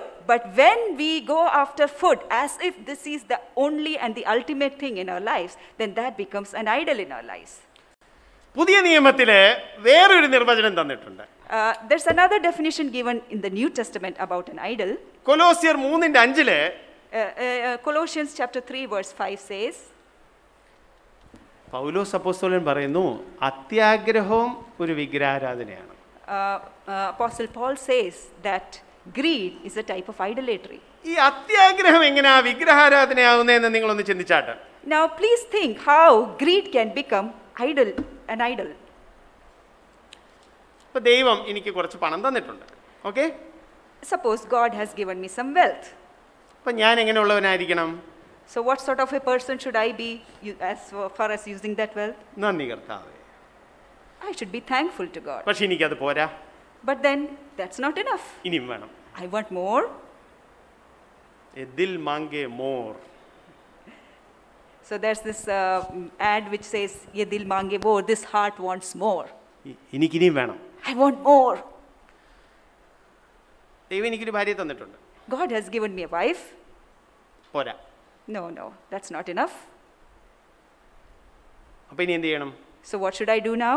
വിട്ടേച്ചു പോയാൽ നാണക്കേടാണ്. So if I leave her and go, then that's shameful. Church leader അല്ലേ? I'm a church leader. അപ്പോൾ പിന്നെ ഇനി ഒരു കാര്യം ചെയ്യാൻ വേണം, ഇതിനകത്തുനിന്ന് ചില പരിപാടികൾ ചെയ്ത് കളയാം. Okay, in that case, let me get involved in certain activities using the computer. ചിലരുമായിട്ട് ചാറ്റിങ് ചെയ്യാം. I can chat with certain ladies. ചിലരെ കാണാം. I can see certain ladies. ചുരുക്കം പറഞ്ഞാൽ അത്യാഗ്രഹം, അതായത് ദൈവം തന്നത് പോരാ. So in short, greed means, I'm not satisfied with what God has given me, I want more. അപ്പം ഞാൻ പണത്തെ ഒരു വിഗ്രഹമാക്കുന്നു. So in that case, I make wealth an idol. ഞാൻ സെക്സിനെ ഒരു വിഗ്രഹമാക്കുന്നു. I can make sex an idol. അല്ലെങ്കിൽ എന്നെ ഇപ്പം ആക്കി വെച്ചിരിക്കുന്ന ലീഡർ ആയിട്ടൊന്നും പോരാ, എനിക്കിപ്പോൾ എല്ലാവരുടെയും ലീഡറാകണം. Now, or if I'm being placed in a position of leadership, I'm not satisfied with that, I want to become the leader of everybody, then that becomes an idol. ദൈവം തന്നത് പോരാ. I'm not satisfied with what God has given me, that's not enough. എൻ്റെ ജീവിതത്തിൽ നടന്ന ഒരു കാര്യമാണ്. കുറച്ച് എനിക്കൊന്ന് ഒരു വർഷം മുമ്പ് കണ്ട് ഞാൻ കുറേ വിഷമത്തിൽ കൂടി കടന്നു പോവുക. ചുമ്മാ എന്ന് വെച്ചാൽ ഞാൻ വിഷമിച്ചിരിക്കുക. Around 1 year back, I went through a time period where I was feeling very sad. നിങ്ങൾ ചിലപ്പോൾ ചിരിക്കുമായിരിക്കും, പക്ഷേ എനിക്ക് വേറെ പുറമെ ഒരു കുഴപ്പമില്ലായിരുന്നു. Now you may find this funny, you may laugh. The thing is that outwardly I had no problem at all. പക്ഷേ ഞാൻ എൻ്റെ ഉള്ളിൽ ചിന്തിക്കുക, എനിക്ക് ഇച്ചിരി പ്രോത്സാഹനം വേണം. But in my heart of hearts, I'm thinking, I need more encouragement. എൻ്റെ ഭാര്യ എന്നെ പ്രോത്സാഹിപ്പിക്കുന്നില്ല. My wife doesn't encourage me. അതുകൊണ്ട് എനിക്ക് അങ്ങ് ദേഷ്യമാണ്. And I'm getting really angry with her. പിന്നെ ഞാൻ വേറെ ചില എന്നെ പ്രോത്സാഹിപ്പിക്കുന്നില്ല. And then I'm expecting encouragement from certain other people, and they are also not encouraging me. കുറേ നാൾ ഞാൻ ഇങ്ങനെ നടന്നു. And I went in round and round in my mind in this regarding these things. പക്ഷെ ഒരു ദിവസം ഞാൻ എന്നെ തന്നെ ഒന്ന് ദൈവം സഹായിച്ചു, ഞാൻ എന്നെ തന്നെ ഒന്ന് തണുപ്പിക്കാനായിട്ട്. I'll give you. എത്രയോ പ്രാവശ്യം ദൈവം വേറെ ആരാണ്ടെ കൊണ്ടൊക്കെ പ്രാർത്ഥിപ്പിക്കുന്നത്. എന്തോ അവർ നമ്മളെ ദൈവം തരുമെന്നത്, എന്തോ വേണം നിനക്ക്. See how many, if you need prayer support, God can raise up people from other parts of the world and make them pray for you. What do you need? പക്ഷേ നമ്മളെപ്പോലുള്ള ആൾക്കാർ എന്ത് ചെയ്യുന്നത് വെച്ചാൽ ഇത് നമുക്ക് ഏതാണ്ട് കിട്ടണമെന്ന് പറഞ്ഞു, അത് ദൈവം ഉടനെ തരുന്നില്ലെന്ന് തോന്നുമ്പോൾ ഞാനിപ്പം വേറെ ഉണ്ടാക്കാൻ പോവാ ഇപ്പം.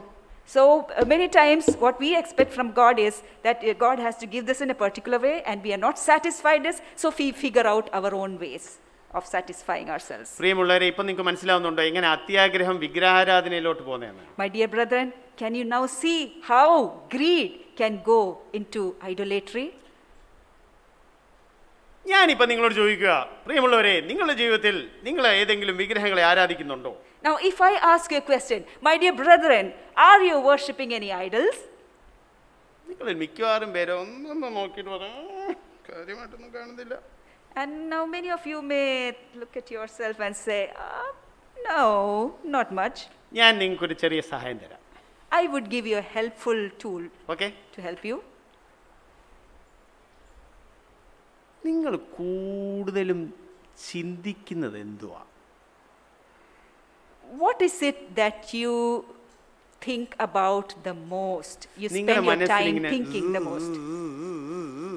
മിക്കവാറും എഴുന്നേറ്റിരിക്കുമ്പോഴും ഉറങ്ങുമ്പോഴും നിങ്ങൾ ഒരു വ്യക്തി മിക്കവാറും എഴുന്നേറ്റിരിക്കുമ്പോഴും ഉറങ്ങുമ്പോഴും എല്ലാം ചിന്തിക്കുന്നത് പണം പണം പണം പണം പണം. അപ്പോൾ പണത്തെയാണ് അയാൾ മിക്കവാറും. So if a person is thinking about money, money, money, money during his waking and sleeping hours, then that means money is his idol. മണിക്കൂറുകൾ എനിക്കറിയാം, ചില ആൾക്കാരോട് പറഞ്ഞാൽ അവർ എവിടെ തുടങ്ങിയാലും അവർ അവസാനം പണത്തിൽ വന്നു. ബിക്കോസ് അവർ ഡയറക്റ്റ് പണം ആ വാക്കല്ല ഉപയോഗിക്കുന്നത്. അവർ ഒന്നീ പണത്തെക്കുറിച്ച് പറയും, അല്ലേ അവർ സ്റ്റോക്ക് മാർക്കറ്റിനെ കുറിച്ച് പറയും, അല്ലേ അവർ പെട്രോളിൻ്റെ വില കൂടിയെക്കുറിച്ച് പറയും, അല്ലെങ്കിൽ അവർക്ക് ബോണസിനെ പറ്റി പറയും, അല്ലേ അവർ എന്തെങ്കിലും വിലക്കയറ്റത്തെ പറ്റി പറയും, അല്ലേ അവർ എന്തെങ്കിലും പണത്തെക്കുറിച്ചായിരിക്കും എപ്പോഴും പറഞ്ഞു. Now I know of certain people who keep thinking about money, but they don't talk about money directly. So whatever the conversation is, they may finally end up talking about the rising prices, the bonus, the wealth here, the bank balance, a lot of other things. They end up finally talking about things revolving around money. അല്ലെങ്കിൽ വേറെ ചിലർ അവരുടെ മനസ്സിൽ എപ്പോഴും latest ഇപ്പം എന്തോ ഇറങ്ങുന്നത്, Marvel ഒരു പുതിയ സീരീസ് ഇറക്കുവാണ്, ലേറ്റസ്റ്റ്, അല്ലെങ്കിൽ ഇത് നിങ്ങൾ കണ്ടോ? ആ ആൾക്കാർ തമ്മിൽ കാണുമ്പോൾ അവർക്ക് ആകപ്പാടെ പൊങ്ങിയിരിക്കുന്ന സാധനം ഇത് മണിക്കൂറുകൾ വേണേൽ സംസാരിക്കാം. Now for some other people it could be the latest things in town. For example, Marvel movies has brought out this movie, or they can talk for hours regarding all this entertainment. വേറെ ചിലർക്ക് ചിലപ്പോൾ ഫാഷനെ കുറിച്ചായിരിക്കാം. For some other people it could be about fashion. അപ്പം നിങ്ങൾ പറയുന്നത് ഇയാൾ ഒരു വല്ലാത്ത മനുഷ്യനാണ്, ഇയാൾ ഇനി നമ്മളെ കൊണ്ട് ഒന്നും സമ്മതിപ്പിക്കത്തില്ല, ഇത് ടിവിയും കാണാൻ സമ്മതിക്കത്തില്ല, ഫാഷനും സമ്മതിക്കത്തില്ല, ഐസ്ക്രീം തിന്നാനും സമ്മതിക്കത്തില്ല, ഇത് എന്തൊരു മനുഷ്യനായ ഇയാൾ. Now you may say, this Sunil brother, what a weirdo he is. He doesn't allow us to watch movies. He doesn't want us to talk about fashion. He doesn't want us to talk about anything. What sort of a man is he? ഞാനൊരു കാര്യം പറയട്ടെ. ഞാൻ നേരത്തെ ഭർത്താവും ഭാര്യയെ പറ്റിയൊരു ബന്ധത്തെക്കുറിച്ച് പറഞ്ഞല്ലോ. I just now gave an example of a husband and wife relationship. ഈ ചില ഭാര്യമാർ എങ്ങനത്തെ ഭാര്യമാരാണെന്നറിയാമോ? And do you know what some few women, what sort of wives they are? അവർ അവരുടെ പങ്കാളിയോട് പറയും, വലത്തോട്ട് നോക്കരുത്, ഇടത്തോട്ട് നോക്കരുത്, കൂടുതൽ സംസാരിക്കരുത്, ഇപ്പം ആരോട് സംസാരിച്ച്. ദൈവം ഇങ്ങനത്തെ ഒരു പങ്കാളിയല്ല. ഓക്കെ, ദൈവം ഇങ്ങനെ പിടിച്ച് കെട്ടിയിടുന്ന പങ്കാളി അല്ല. എനിക്കിതുവരെ മനസ്സിലായതും ഞാൻ ബൈബിൾ വായിച്ചപ്പോഴും എനിക്ക് മനസ്സിലായതും ദൈവം അങ്ങനത്തെ വീർപ്പ് മുട്ടിക്കുന്ന ഒരു പങ്കാളി അല്ല. Now there are some spouses who are so suffocating in their love, they can some wives can tell their husbands, don't look to the right, don't look to the left, don't talk to that person, to whom were you talking just now? And such people can really suffocate their spouses with their love. But let me tell you, God's love is not a suffocating love. He is not like this. നിങ്ങളൊരു ice cream കഴിച്ചെങ്കിലോ pizza കഴിച്ചെങ്കിലോ IPL കണ്ടെങ്കിലോ movie കണ്ടെങ്കിലോ ദൈവം അവിടെ നിങ്ങളെ ഞെക്കി കൊല്ലത്തില്ല. Now, suppose if you have eaten a pizza, if you have eaten an ice cream, or if you have watched an IPL or a movie, God is not going to strangle you. പക്ഷേ രാപ്പകൽ നിങ്ങൾക്ക് അത് മാത്രമേ ഉള്ളെങ്കിൽ പിന്നെ അതൊരു പ്രശ്നമായി തീർന്നല്ലോ നിങ്ങൾക്ക്. But if day and night you are after these things, then this is a problem for you. ആർക്കും രണ്ട് യജമാനന്മാരെ സേവിക്കാൻ പറ്റത്തില്ല. No man can serve two masters. പ്രിയമുള്ളവരെ, ചില ആൾക്കാർക്ക് നിങ്ങൾ ഇങ്ങനെ ചിന്തിക്കുന്നത് ഈ കാര്യങ്ങൾ മാത്രമാണ്. ചില ആൾക്കാരുടെ ദൈവം എന്താണെന്നറിയാമോ? അവരുടെ മിനിസ്ട്രിയാണ്. Now, my dear brethren, you know what? For some people, the ministry is their idol. അങ്ങനെയും ആകാം. Now, it can happen like that as well. ഞാൻ ഒരു ടെസ്റ്റിമണി പറയുകയാണ്. എനിക്ക് ഈ സ്പോർട്സ് കാണാൻ ഭയങ്കര ഇൻട്രസ്റ്റ്. ഞാൻ ഒരു വലിയ സ്പോർട്സുകാരനല്ല, പക്ഷേ സ്പോർട്സ് കാണാൻ ഭയങ്കര interest. Now, I would like to share my testimony. I'm not a sportsman, but I love watching sports. എല്ലാ ടൈപ്പ് ഏഷ്യാഡ്, ഇത് ഒളിമ്പിക്സ്, അന്ന് ചെറിയ ചെറിയ ഇതും ക്രിക്കറ്റ്, ഫുട്ബോള് എന്ന് വേണ്ട എല്ലാം എനിക്ക് കാണാൻ ഇൻട്രസ്റ്റാണ്. I am really interested in watching Asiad, Olympics, and even the smaller sports, and cricket and football and everything. പക്ഷെ ദൈവത്തിൻ്റെ ആത്മ ഇടയ്ക്കിടയ്ക്ക് എന്നോട് ഇടപെട്ടിട്ടുണ്ട്. But God's Spirit has dealt with me every now and then. 2003 In the year 2003, ഞങ്ങൾ തിരുവല്ലയിലായിരുന്നു, പക്ഷേ കൊല്ലം ചർച്ചിൽ വരുമായിരുന്നു. when we were staying in Tiruvalla, but we were attending the Kollam church. 2003 ആ സമയത്ത് പാസ്റ്റർ ജെഫി, പാസ്റ്റർ വിനോദ്, ഇവരെല്ലാം നിക്കിച്ചാൻ, ഇവരെല്ലാവരും കൂടെ തിരുവല്ലായി വന്നു ഇവിടുത്തെ സർവീസ് കഴിഞ്ഞിട്ട്. After the Sunday service here, Pastor Jeffy, Pastor Vinod and Brother Nicky, they all came to Tiruvalla for a special occasion. അന്ന് cricket world cup India versus Australia നടക്കാൻ പോവാ. And that very day, the Cricket World Cup between India and Australia was going to take place. അവർ വന്നത് അന്ന് Brian Murkoth എന്ന് പറഞ്ഞ ഒരാളുണ്ടായിരുന്നു. അദ്ദേഹം GFAയിൽ അദ്ദേഹം പഠനം കഴിഞ്ഞു. അദ്ദേഹത്തിൻ്റെ എന്തുവായിരുന്നു? Graduation ceremony. So that particular day, Pastor Jeffy, Pastor Vinod and Brother Nicky had come to attend the graduation ceremony of our brother named Brian Murkoth, who had passed out from the Gospel for Asia Bible College. പക്ഷേ ദൈവത്തിൻ്റെ ആത്മാവ്, അപ്പം ഞാനത് ദൈവത്തിനും കൊടുത്തു. Okay, ഞാൻ ഇതിന് പോവും. ഞാൻ നിങ്ങൾക്ക് തോന്നും അതൊരു വലിയ കാര്യമൊന്നുമില്ല, പക്ഷേ എന്നെ സംബന്ധിച്ച് അത് വലിയ കാര്യമായിരുന്നു. India Australia world cup final വിട്ടേച്ച് ഞാൻ വേറെ ഒരെണ്ണത്തിന് പോവുക. ബിക്കോസ് ഞാൻ ദൈവം എന്ത് നയിക്കുന്നു അത് മാത്രം ചെയ്യാൻ ഞാൻ ആഗ്രഹിച്ച ആളാണ്. ദൈവം എന്നെ സഹായിച്ചു, ഞാനങ്ങനെ പോയി. And for me, to let go of that India-Australia World Cup match and to go for the graduation ceremony of Brian Murkoth, that was a very big thing for me. It may not be a big thing for you, but for me it was a big thing. But I humbled myself before God and said, Lord, I will do as you say. നിങ്ങൾ എത്ര പേര് വിശ്വസിക്കുന്ന അറിയത്തില്ല, എത്ര പ്രാവശ്യം ഇങ്ങനെ നടന്നിട്ടുണ്ടെന്നറിയാമോ? Bible study ഉണ്ട്, വേറെ ഏതാണ്ടുണ്ട്. ദൈവം എൻ്റെ ഹൃദയത്തിൽ ഒരാടെ വീട്ടിൽ പോകാൻ ഇടുന്നു, പക്ഷേ ഇവിടെ വേറെ ഏതാണ്ട് സംഭവം നടക്കുക, ഞാനത് വിട്ടേച്ച് പോവും. പക്ഷേ എങ്ങനെയോ കറക്റ്റ് ടൈമിന്, ചിലപ്പം പെനാൽറ്റി ഷൂട്ടൗട്ടിൻ്റെ സമയത്ത് എവിടെയോ ഞാൻ ടിവിയുടെ മുമ്പിൽ ചെന്ന് എത്തും, അല്ലെങ്കിൽ എങ്ങനെയോ ഞാൻ കറക്റ്റ് ആ ക്രിട്ടിക്കൽ മൊമെൻ്റ് ദൈവം പലപ്പോഴും എന്നെ കാണിച്ചിട്ടുണ്ട്. ഞാൻ ആശ്ചര്യപ്പെട്ടിട്ടുണ്ട്, ദൈവമേ അങ്ങ് എന്നെ ഈ ചെറിയ കാര്യത്തിന് ഇത്രമാത്രം സ്നേഹിക്കുന്നു. And you may not believe that, but there have been several instances in my life where I have listened to the leading of the Lord and obeyed and attended Bible studies or visited people or attended fellowships, and I have said no to these sporting events. But at the right time, God had caused me to be in front of the TV to see a really, a particular moment. For example, a penalty shootout or something like that. And He didn't allow me to miss those important moments. I said, God, you're showing your love through these small things as well. നിങ്ങളുടെ മനസ്സിൽ ഏറ്റവും കൂടുതൽ പൊങ്ങി നിൽക്കുന്ന കാര്യം ഒരുപക്ഷേ നിങ്ങളുടെ വിഗ്രഹമായിരിക്കാം. So maybe the thing which is at the top of your mind, which occupies your thoughts throughout the day, that could be the thing which would be an idol in your life. രണ്ടാമതും അവസാനമായിട്ടും, and secondly and lastly, നിങ്ങളോട് ഞാൻ ചോദിക്കുകയാണ്, നിങ്ങളുടെ എന്തെങ്കിലും സാധനം നഷ്ടപ്പെട്ടാൽ, അല്ലെ ഒരു വ്യക്തി നഷ്ടപ്പെട്ടാൽ, അല്ലെങ്കിൽ ഒരു സാധനം നഷ്ടപ്പെട്ടാൽ, ഇനി ഞാൻ ജീവിച്ചിട്ട് കാര്യമില്ല എന്ന് ചിന്തിക്കുന്ന ഒരു കാര്യമുണ്ടെങ്കിൽ ഒരുപക്ഷെ അത് നിങ്ങളുടെ വിഗ്രഹമായിരിക്കും. Another way to test yourself is, suppose you lost a favorite thing or a person who is close to you, and then you are feeling as if, oh, I've lost everything, now there's no use being alive. If you're feeling like that, then that person or that thing has become an idol in your life. ഒരു മലയാളം സിനിമയുണ്ട്, നിങ്ങൾ കണ്ടിട്ടുണ്ടോയെന്ന് അറിയത്തില്ല, വർഷം എന്ന് പറഞ്ഞാൽ അതിനകത്ത് മമ്മൂട്ടിയുടെ ഒരു മകൻ മരിച്ചു പോകും. There's a Malayalam movie called Varsham. In that, the character played by Mammootty, that father loses his son. ആ മകൻ മരിച്ചു കഴിഞ്ഞിട്ട് പിന്നെ അയാളുടെ ജീവിതം ഒരുമാതിരിയാവും. അയാൾ പിന്നെ ഇനി എന്തിനാ ജീവിക്കുന്നതെന്ന് പറഞ്ഞ് നടക്കുകയാണ്. And now after that son dies, Mammootty's life is so much in ruins, because he says that, oh, what is the use now staying alive?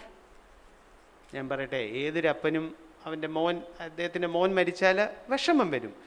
പക്ഷേ ഇനി ജീവിക്കണ്ടെന്ന് ചിന്തിക്കുവാണെങ്കിൽ അതിൻ്റെ അർത്ഥം ആ മകൻ നിങ്ങളുടെ വിഗ്രഹമാണ്. Now if any dad loses his son, then that is a very sad thing. The dad will feel very sad. But if the dad begins to feel as if it's no use staying alive, then that son has become an idol in the father's life. എനിക്ക് ഈ പുസ്തകങ്ങൾ ഒത്തിരി ഇഷ്ടമുള്ള ആളാണ്. I am a person who likes books very much. അപ്പോൾ പണ്ട് എൻ്റെ മനസ്സിൽ ദൈവത്തിൻ്റെ ആത്മാവ് എന്നോടൊരു ചോദ്യം ചോദിച്ചു. Long time back, Spirit of God asked me a question.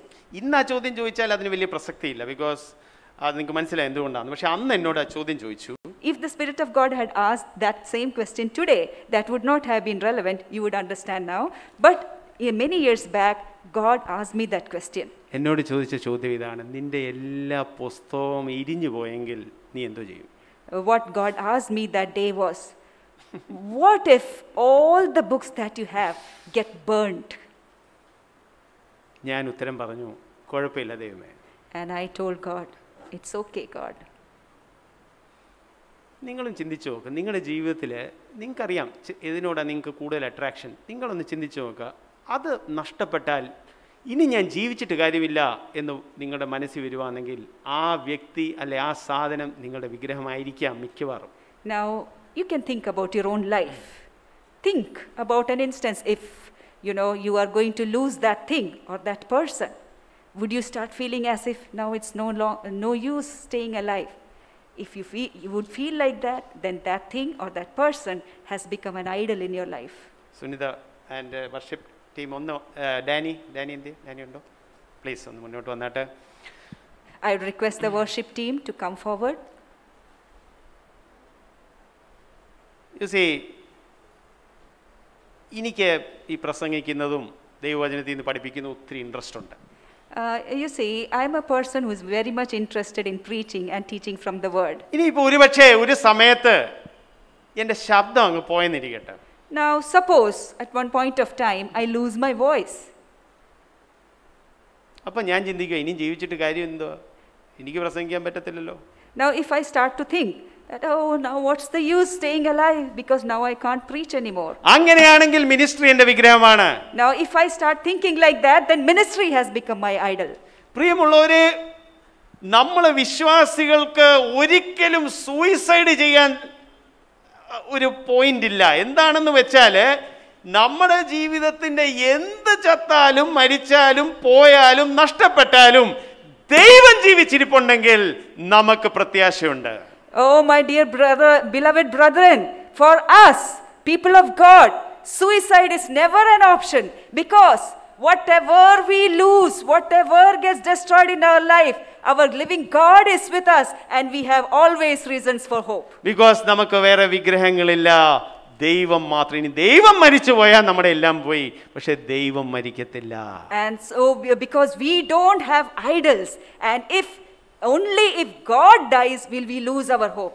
ഞാൻ സത്യമായിട്ടും പറയട്ടെ, നിങ്ങൾ ഒരു വ്യക്തിയെ പിടിച്ചുകൊണ്ടിരിക്കുവാണെങ്കിൽ ഇങ്ങനെ മുറുകെ പിടിച്ചോണ്ട്, അത് നിങ്ങളുടെ ഭാര്യയാകാം, ഭർത്താവാകാം, മക്കളാകാം, ലവറാകാം. ഞാനൊരു കാര്യം പറയട്ടെ, ഒരു ദിവസം അവർ മരിച്ചു പോകുമ്പോൾ അവരോടൊപ്പം നിങ്ങളുടെ ദൈവം മരിച്ചു പോകും. So, my dear brethren, let me tell you, if you are tightly holding on to people, it could be your husband, your wife, or it could be your lover. What if one day they die? Will you also die with them? നമുക്കെല്ലാവർക്കും എഴുന്നേറ്റ് നിൽക്കാം. Let's all rise up.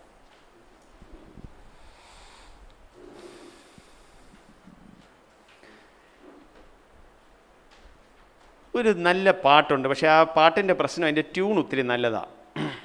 That's a beautiful song, but the problem with that song is the tune is too good.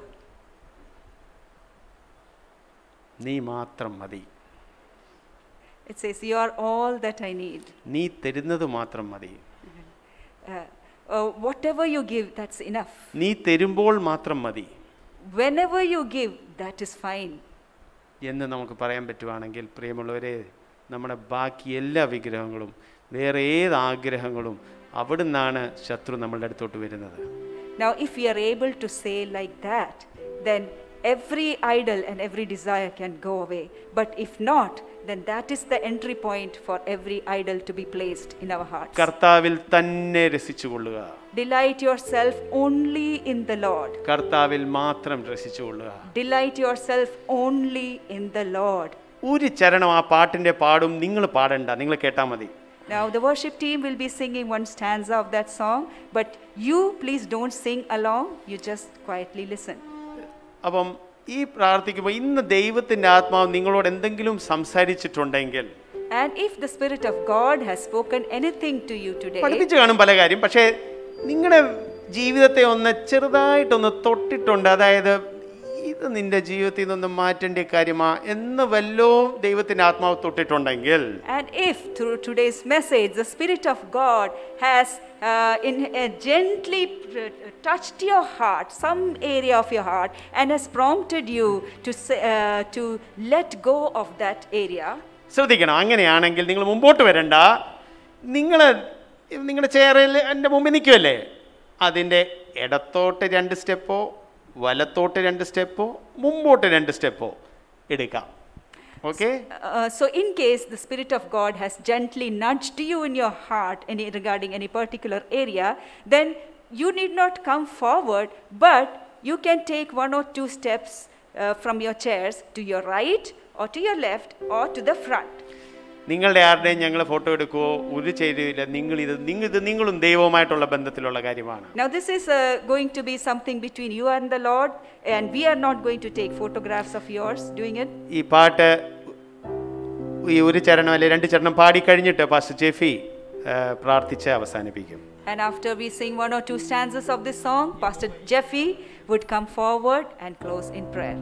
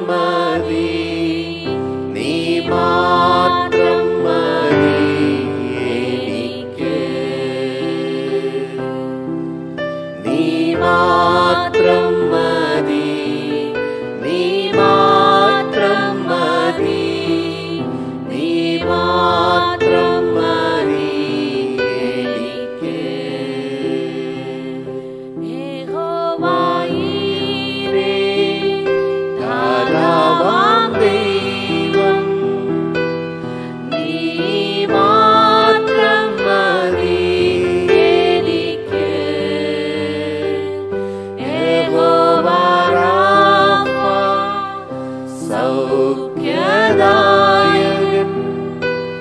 നിന്നടിപ്പിണരാൽ സൗഖ്യം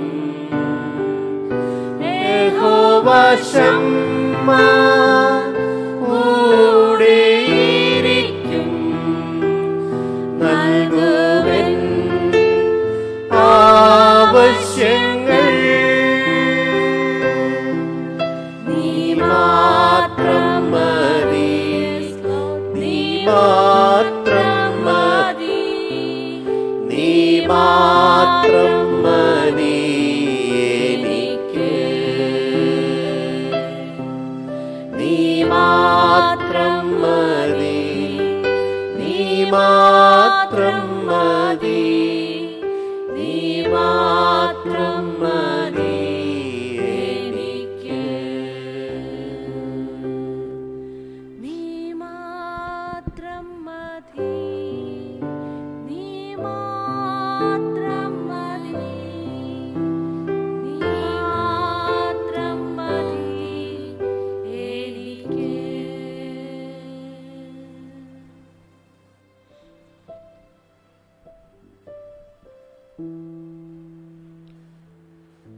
We stand before a God who said, "You shall have no other gods before me." ഞാനല്ലാതെ മറ്റൊരു ദൈവവും നിങ്ങൾക്കുണ്ടാകരുത് എന്ന് പറഞ്ഞ ആ ദൈവത്തിന്റെ മുമ്പാകെയാണ് നമ്മൾ നിൽക്കുന്നത്. When God tells us not to have any other idols before Him, it's not because He does not want us to enjoy life. നിങ്ങൾ ഒരു വിഗ്രഹം പോലും എൻ്റെ സാദൃശ്യത്തിൽ ഉണ്ടാക്കരുത് എന്ന് ദൈവം പറയുമ്പോൾ ദൈവം ആഗ്രഹിക്കുന്നത് ദൈവമല്ലാതെ വേറൊരു ദൈവം ഉണ്ടാകരുത് എന്നാണ്. He's not wanting us not to enjoy life. നമ്മുടെ ജീവിതം നമ്മൾ ആസ്വദിക്കരുത് എന്നുള്ള ഉദ്ദേശത്തോടെ അല്ല ദൈവം ഇത് പറയുന്നത്. Only when we make Him God of our lives, we will truly enjoy life. നമ്മൾ ദൈവത്തിനെ തന്നെ നമ്മുടെ ദൈവമാക്കി വെക്കുമ്പോൾ മാത്രമേ ശരിയായിട്ടുള്ള രീതിയിൽ നമ്മളുടെ ജീവിതങ്ങളെ നമ്മൾ ആസ്വദിക്കുകയുള്ളൂ. Because we are created to have Him as our love. എന്താന്ന് വെച്ചാൽ ദൈവത്തെ തന്നെ നമ്മുടെ സ്നേഹവും നമ്മുടെ പ്രേമവും ആക്കി മാറ്റുവാൻ വേണ്ടി നമ്മൾ സൃഷ്ടിക്കപ്പെട്ടവരാണ്. That is where we truly will begin to see how wonderful our life is. അങ്ങനെ ആകുമ്പോൾ മാത്രമേ നമ്മുടെ ജീവിതം എത്ര മനോഹരമാണെന്ന് ശരിയായിട്ട് നമ്മൾ കാണുവാൻ തുടങ്ങത്തുള്ളൂ. Giving place to anything else will only give a place for the evil one to come into our life and take away the rightful place that belongs to God.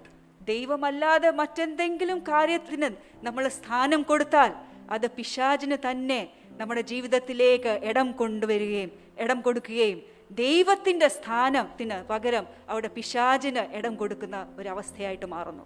And so let's commit ourselves to the Lord in view of this wonderful message we heard. അതുകൊണ്ട് തന്നെ ഇന്ന് കേട്ട സന്ദേശത്തിൻ്റെ ആ പശ്ചാത്തലത്തിൽ നമുക്ക് നമ്മളെ തന്നെ ദൈവം മുമ്പാകെ സമർപ്പിക്കാം. Father, we acknowledge you have spoken to us.